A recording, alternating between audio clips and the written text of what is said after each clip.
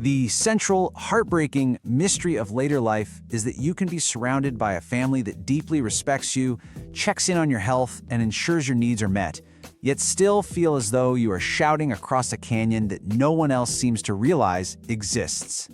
If that sentence hits home for you, if it sounds painfully familiar, I really want you to know you are not alone. That feeling of being loved but not truly known, it's a real and surprisingly common experience. It's this quiet, specific kind of loneliness that can pop up even in the most caring families. In this explainer, we're going to shine a light on exactly why that canyon forms. And here's the most important part. It's not because of a lack of love. It's because of these predictable, almost invisible shifts in how families relate to each other. But more importantly, we're going to give you the blueprint, the actual tools you need to start building a bridge across it, one conversation at a time. All right, so here's our roadmap for this journey. First, we're going to identify what I call the maintenance trap. Then we'll dive into the mechanics of the unseen family canyon, so we really get the forces at play. From there, we'll introduce the core solution, the vulnerability bridge.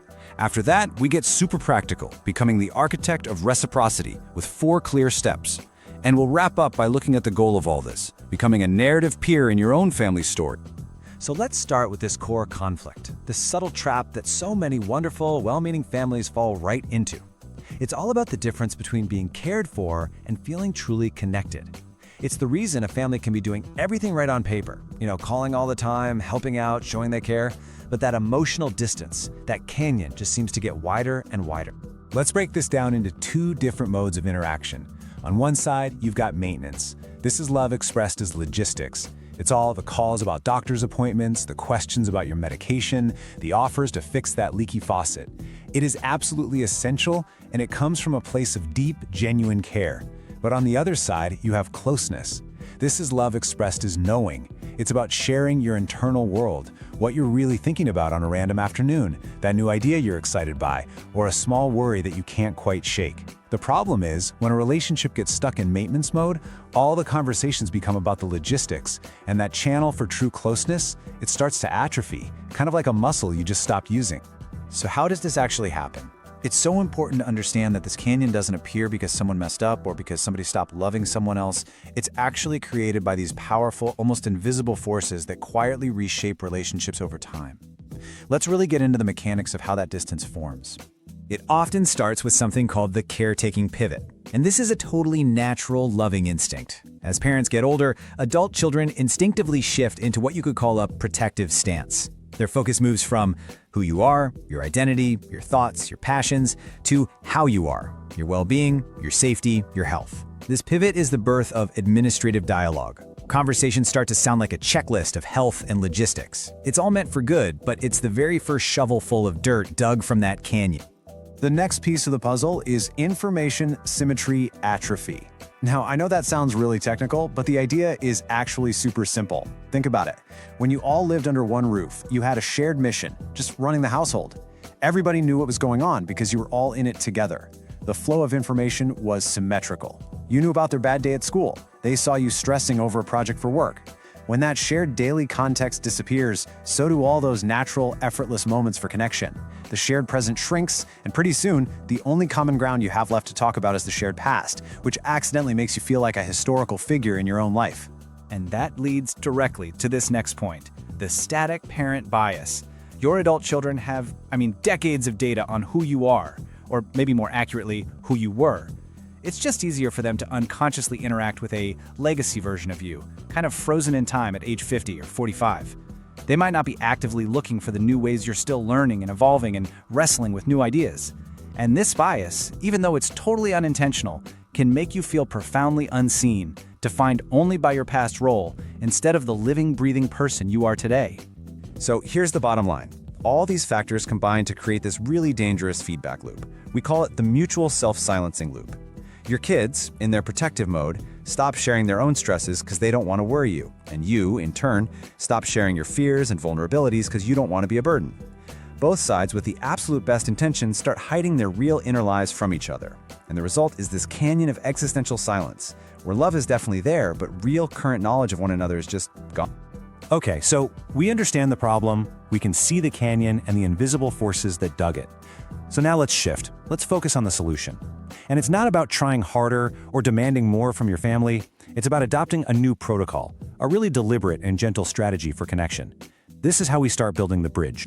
This right here is the single most important idea we're going to cover. Your family's love for you, that is the safety net. It's already there, it's strong. It's what makes all this work possible because it provides that foundation of trust. But here's the thing. The net itself doesn't create closeness, it just catches you if you fall. To get from one side of the canyon to the other, you have to choose to walk across a bridge. And that bridge is built plank by plank with shared vulnerability. It means taking a small, calculated risk to share something real about what's going on inside. This all comes together in what we call the Reciprocal Discovery Protocol, or RDP. Yeah, it's a bit of a technical term, but it just means a new game plan for both sides of the family to rediscover each other. The strategy is this. First, the vulnerability lead. You have to be the one to go first, to share a small internal truth. This gives everyone else permission to be real too. Second, the non-administrative mandate. This means you have to intentionally steer conversations away from that caregiver script. And third, the legacy question. This is all about turning your past wisdom from some static story into an active, shared experience right now. Okay, let's get practical. We're moving from the why to the how. We are going to become the architect of reciprocity in our relationships. Now, this isn't about manipulation. It's about strategic, loving leadership. So here are 4 concrete, actionable steps you can take to start building that bridge, starting with your very next conversation. So the very first step is incredibly simple, but it is a powerful way to interrupt the old pattern. It's all about changing the opening move of your conversations, and believe me, it can make a world of difference. The next time your son or daughter calls and asks, "Hey, how are you feeling?" or "How was that doctor's appointment?" you're going to institute the non-medical first rule. Before you answer their logistics question, you gently redirect. You share one thing you've been learning about or thinking about or wrestling with. It could be as simple as, I'll get to that, but first, I was just reading the most fascinating article about what they're finding in the deep sea. This one move immediately signals that you are a person with an active inner life and that this conversation is going to be about way more than just maintenance. Now, step 2 builds right on this by actively taking a hammer to that static parent bias we were talking about earlier. This is all about showing your family that you are still a work in progress, just like they are. This is about showing them, not just telling them, that you're still an evolving human being. You do this by practicing vulnerability modeling. Now, this doesn't mean you unload huge anxieties on them. It means sharing a small, current micro-struggle. Something like, I decided to try and learn watercolors, and it is surprisingly hard to just stay motivated. Or, I'm trying to figure out this new feature on my phone, and it's making me feel about 100 years old. This small act does something profound. It recasts you from being this finished monument into a fellow traveler on the road, someone who is still becoming. Our third step is about turning the lens around. Now that you've modeled a little vulnerability, you create the space for them to share too. This is where real back and forth begins. For this step, you're going to set a little curiosity quota for yourself. In each conversation, your goal is to ask just one question about their internal world, not their external schedule. So instead of, "Are you busy at work?" you might try asking, "What's the biggest challenge to your peace of mind these days?" Or, "What's something you're genuinely excited about right now?" That kind of question bypasses all the administrative chatter and invites a real conversation, signaling that you're ready and able to be their confidant again, not just someone they need to take care of. And finally, our 4th step. This one is about creating new territory. It's about generating fresh material so your conversations aren't always just reruns of the past. This is how you build a shared present. You're going to implement a shared discovery ritual. This is where you suggest a common input for the family. It could be anything. "I just watched this amazing documentary on Netflix. I think you'd love it. Maybe we can all watch it this week and then talk about it." Or, "Hey, I'm sending you a link to a podcast episode I listened to that really made me think." This creates a new shared context, a fresh piece of ground for you to connect on that exists right here in the present, giving you something new to talk about besides health or history. So, what's the result of all this work?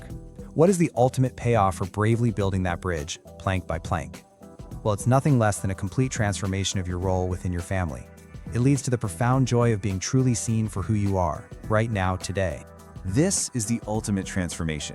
You shift from being a project to be managed, a list of tasks and appointments and health concerns, to becoming a vibrant narrative peer. A peer is someone you share the journey with, right? A narrative peer is someone who is an active, contributing character in the ongoing story of the family, not just a beloved figure from the introduction.